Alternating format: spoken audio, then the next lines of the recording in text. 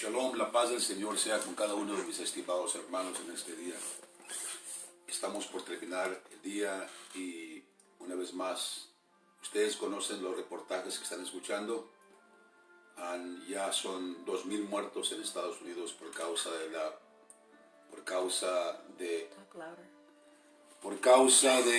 la plaga. Son ya 2000 muertos en los Estados Unidos y está la expectativa qué es lo que va a pasar mañana, pasado mañana. En San Diego, las camas de los hospitales ya se están terminando. Estamos en una gran crisis. Pero todo esto es algo que no nos sorprende por completo. Es algo que no nos sorprende por completo, sino que estamos sabidos de lo que la palabra de Dios dice y también por lo que la iglesia ha de pasar. No nos sorprende por completo. Nos tomó por sorpresa qué tan rápido sucedió todo esto. Sin embargo, ya anticipábamos, basados en la palabra de Dios, lo que había de suceder. Mañana voy a continuar con la enseñanza de Mateo 24 y después de ahí vamos a irnos, tocamos Mateo 13 y vamos a irnos a Mateo 24 y de ahí vamos a ir a escudriñar también el libro del Apocalipsis. Y también en el proceso de estas enseñanzas voy a explicar de dónde viene la idea de una futura gran tribulación de 7 años. Y tengo lo que Dios me conceda, acabo de escribir un libro y estoy por terminarlo ya. Son 20 capítulos sobre las 70 semanas de Daniel y nos va a poder alinear bíblicamente sobre lo que está ocurriendo. No podemos negarlo, estamos en tiempos proféticos y en tiempos apocalípticos. Y mis estimados hermanos, la iglesia el capítulo 4 de Apocalipsis se ha interpretado como el recogimiento o el rapto, como se le llama, el arrebatamiento de la iglesia, donde se le dice a Juan, sube acá. Y se ha enseñado de que eso quiere decir que a la iglesia dice sube acá, y que en el capítulo 4 la iglesia se va a las bodas del Cordero en el cielo, mientras aquí en la tierra los que fueron infieles se quedaron, los que fueron engañados se quedaron, y el mundo, y que el pueblo judío y todo el mundo se queda, menos la iglesia que sube al cielo. Pero vamos a mirar que eso no es lo que la palabra de Dios dice. Yo tengo amigos y hermanos, compañeros que creen lo que estoy diciendo, creen de esa manera. Eso no ha cortado nuestra amistad, ni nuestra hermandad, ni respeto uno para el otro. Sin embargo, ahora estamos obligados por el Señor a hablar todavía más claro sobre lo que está ocurriendo, no como contienda, sino simplemente para decir la verdad de lo que está ocurriendo. Y la verdad es la que nos hace libres para saber, esto es lo que está ocurriendo.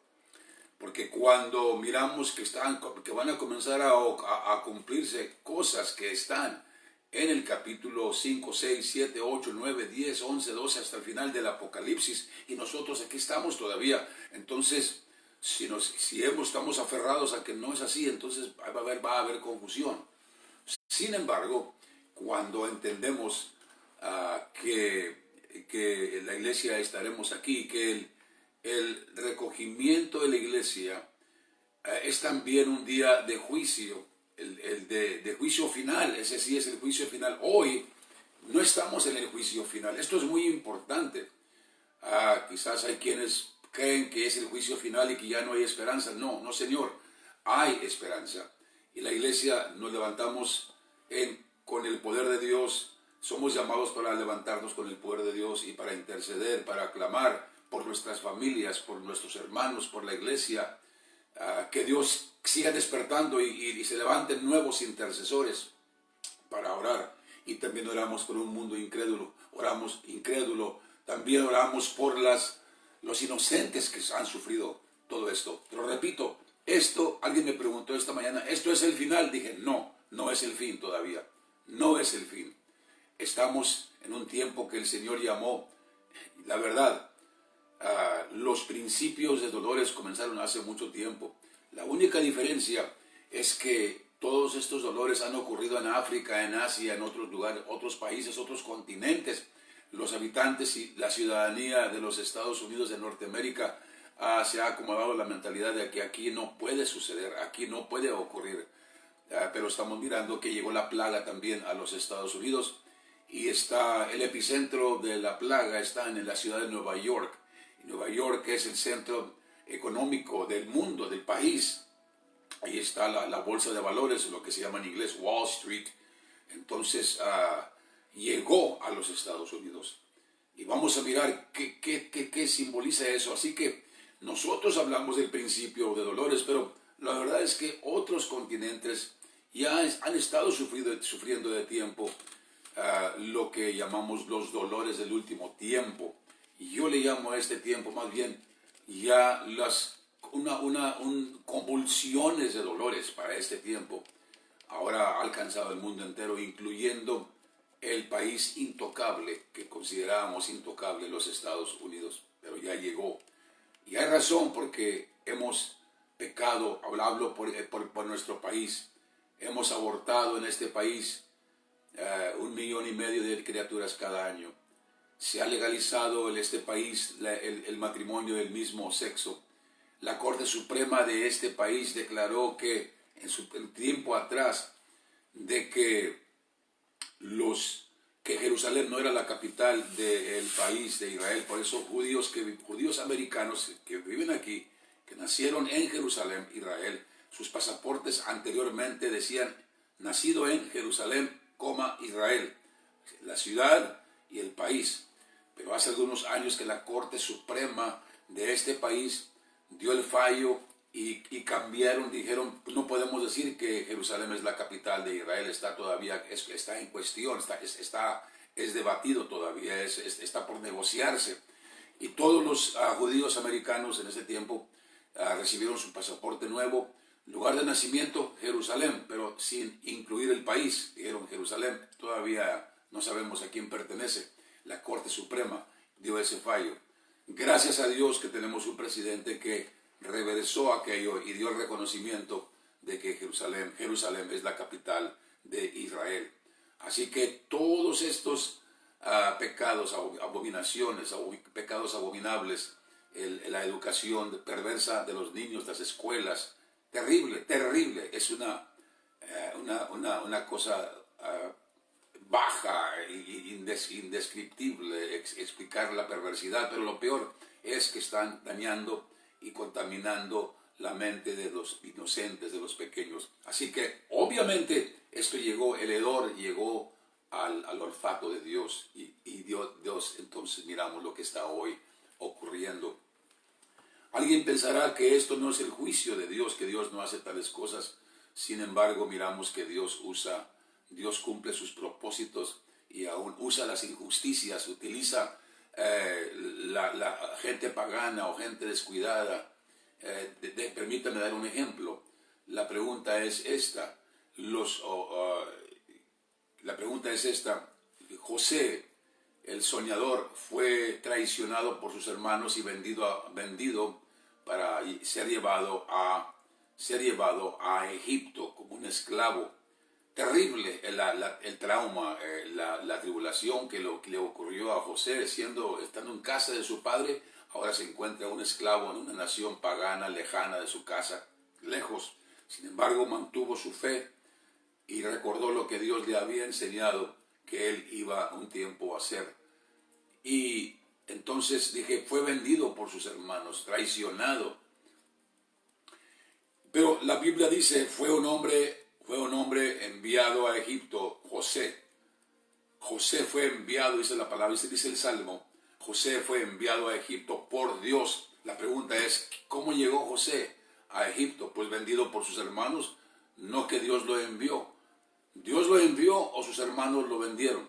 Dios lo envió usando la traición de los hermanos de José. Hoy también miramos este juicio, esta plaga usa una nación pagana, una nación atea, China roja, de ahí salió este virus. Entonces, y sabiendo 2 meses antes no dijeron nada, desataron un virus sobre la humanidad y ahora tratan de negarlo. Son descaradamente mentirosos, un país pagano. Y alguien dirá, pues no, fue China, fue la culpa de China. Pero así como Dios usó la traición baja de los hermanos de José, vendiendo a su propio hermano, así también Dios cumple sus propósitos usando a naciones paganas para que cometan injusticias y barbaridades para cumplir sus propósitos. Dios mandó juicio sobre Israel usando a Babilonia. Dice que Dios lo usó a Babilonia como un arma en su mano para castigar a su pueblo. Y después Dios castigaba a Babilonia por haber afligido a su pueblo. Así que Dios ha utilizado a gente pagana para cumplir sus propósitos. Increíble, pero así es. Nadie puede argumentar esto. José fue enviado por Dios. Sin embargo, miramos que los medios fueron la traición de sus hermanos. Así que tenemos esto que está ocurriendo hoy en día. Y estamos en la posición, los cristianos, estamos en la posición de afectar lo que está ocurriendo. La nube está corriendo rápido sobre este país, día por día. Se doblaron las muertes de un día en 24 horas, de 1,000 a 2,000, así. Esto puede crecer exponencialmente, pero solamente que haya intervención divina. Pero para que haya intervención divina necesita haber intercesores, porque Dios nunca trabaja solo, sino que Él espera que se levanten los intercesores. Estamos peleando contra el príncipe de China, estamos peleando en contra del príncipe asiático, el príncipe ateo que está en el gobierno de China. No estamos hablando de la ciudadanía, mucha gente son gente inocente que están sufriendo las injusticias bajas, terribles de un país ateo que no tiene valores espirituales. Pero miremos qué es lo que Dios entonces puede hacer, lo que hace por su pueblo. Leamos Daniel capítulo 10. Tenemos a Daniel, tenemos la historia de Daniel en donde él está orando. Él llega a un punto, leemos el capítulo 10 y verso 1. En el 3er año de Ciro, rey de Persia, fue revelada palabra a Daniel, cuyo nombre era Belsasar, y la palabra era verdadera, mas el tiempo fijado era largo. Él empero comprendió la palabra y tuvo entendimiento en la visión. Tuvo entendimiento en la visión. Y Daniel está pidiendo a Dios, ¿qué será de mi pueblo en el tiempo del fin? ¿Qué es lo que será de mi pueblo en el tiempo del fin? Entonces, ¿cómo sabemos esto? Porque me voy a adelantar aquí un poco. Vamos al verso 14, cuando el Gabriel, el ángel mensajero, viene con Daniel después de 21 días. Le dice así: he venido pues para hacerte saber lo que ha de venir a tu pueblo en los postreros días, porque la visión es aún para días. La respuesta del ángel que venía de parte de Dios a Daniel es: te voy a mostrar, vengo aquí para hacerte saber lo que ha de venir a tu pueblo en los postreros días, porque la visión es aún para días. Así que entonces miramos que Daniel estaba en la petición de él: ¿qué es lo que va a suceder con mi pueblo? Su carga siempre era el pueblo de Dios. Por eso él, cuando oró en la oración en el capítulo 9, Daniel se incluye, ya lo he repetido varias veces: hemos pecado, confesamos nuestros pecados, nos hemos rebelado contra ti, oh Señor. Así que tuvo entendimiento en la visión. En aquellos días yo, Daniel, me contristé por espacio de 3 años. Una vez más, miramos aquí cómo el pueblo de Dios siempre es enseñado por Dios que cuando viene crisis es tiempo de ayunar. Así está escrito claramente en el libro de Joel. Pero continuamos leyendo este verso. Me contristé por espacio de 3 semanas, no comí pan delicado, ni entró carne ni vino en mi boca, ni me unté con ungüento, hasta que se cumplieron 3 semanas de días. Aquí vamos a ver la importancia de la oración perseverante, la oración continua, la oración constante. El diablo no le tiene miedo a una oración con fervor, no más con que sea temporal. Dice que grite, haga todo lo que quiera, más si va a parar, no le hace. Pero lo que es efectivo es la oración que persevera. Así que vamos a leer en nuestra siguiente enseñanza. Mañana voy a estar de nuevo aquí grabando un mensaje después de la hora de oración de 5 a 6 de la mañana. Y a las 6 de la mañana estaremos leyendo Daniel capítulo 10. Daniel capítulo 10 para mirar el efecto que puede hacer un solo hombre. Puede tener un gran efecto, puedes desatar ángeles y arcángeles para que guerreen. Recordemos que la lucha no es carnal, no tenemos lucha contra carne ni sangre, sino contra potestades y principados, y Dios nos ha dado las armas para luchar en contra y derrotar y despojar potestades y principados. No solamente Daniel, él está como ejemplo para que sigamos ese ejemplo. Tú, mi hermano, tú, mi hermana, y yo también podemos derrotar y despojar los principados que están guerreando hoy en día, y para que Dios extienda su mano de misericordia. Ese debe ser el corazón del pueblo de Dios, no un corazón de juicio, decir es lo que el mundo merece.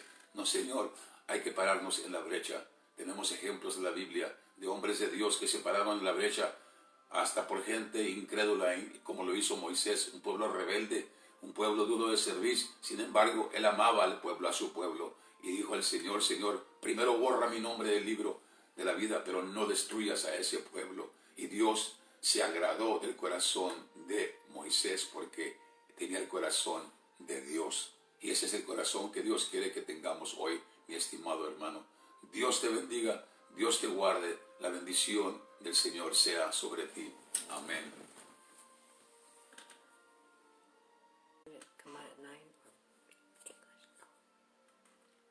Okay. Voy a enseguida, dentro de unos 5 minutos, voy a entrar en inglés. I'm going to enter next after I stop this message here. I'm going to stop the camera, and then we're going to begin. I'm going to share some things also in English for my English-speaking brothers and sisters. Amen. God bless you.